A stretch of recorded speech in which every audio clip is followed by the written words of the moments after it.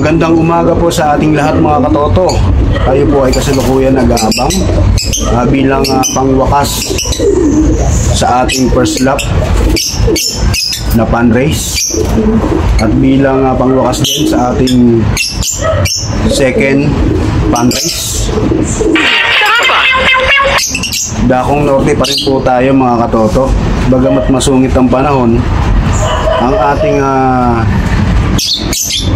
Pangulo ng ating club nagdesisyon pong ibaba. Gawa po kasi ang lugar po dun sa Relisan, no, sa Nueva sa Santa Fe. Zero visibility na makatagos patungo dun sa kanilang uwian. Mauulap po yung buong paligid. Kaya po nagdesisyon po sila, ang pamunuan, na ibaba po yung ibon. Higit daw po sa 10 kilometrong ibinaba. Sa bandang unahan daw po ng Karanglan. Pero mas mainam na po ang binaba kaysa naman na ipilit po natin na i-release yung ibon sa alanganing panahon o lugar. Sa akin pong palagay mga katoto, mainam naman po yung yung ganong desisyon kasi pinoprotektahan din po ng club yung ating mga ibon. Sa kabila nun, siyempre iniisip din nila na kung kukunti po yung mag-e-entry sa susunod, lalong-lalo na derby race na po. Kaya tama rin po yung mga desisyon. So, doon sa mga panshare na gusto agad na release kahit na masama panahon, ikinalulungkot po ng karamihan na mas mainam na po yung nangyari ngayon kaysa naman i-release ng wala naman pong masyadong magkaklak. Ang ibon po natin ay pinakawalan sa oras na alas 9:20 ng tanghali.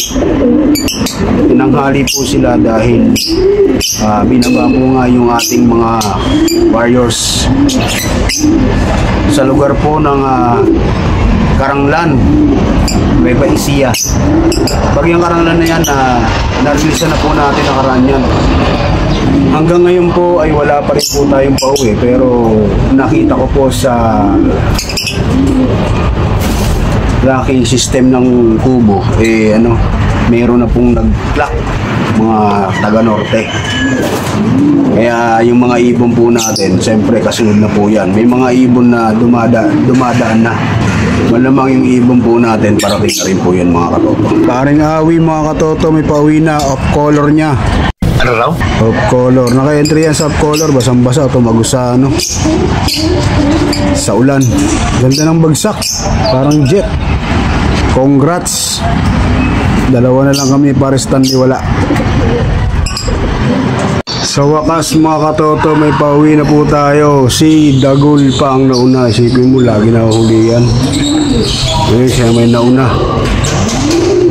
Alas 2 na po yung pauwi natin. Cut off na po. 1:30 yung yung ating cut off. Ay sheesh. Ginabi na po si Grisel. Basang-basa. Malamang yung mga kasama nito ganun din.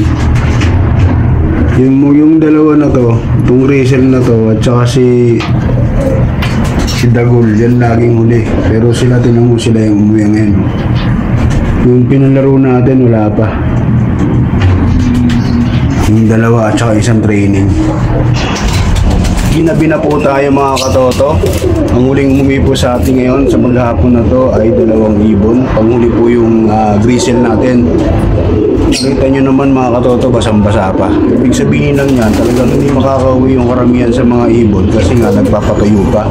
At hindi rin sila makapagpatuyo kasi nga tuloy-tuloy po yung ulan. Yun po yung naging problema ng mga ibon natin.